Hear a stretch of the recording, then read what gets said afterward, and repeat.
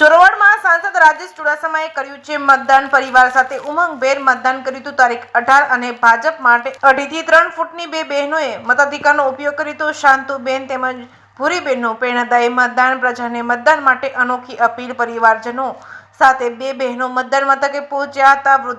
વૃદ્ધ લોકોએ કર્યો હતો લોકશાહીનો ઉત્સવ. મતદાનમાં ભાગીદાર બન્યા હતા. મતદારોમાં પણ ઉત્સાહ જોવા મળ્યો હતો અને લોકશાહીના મહાપર્વમાં જોડાઈ પોતાનો મત આપી રહ્યા છે. ગુજરાતી સાથે પ્રતાપ સિસોદિયા, માળિયા હાટીના.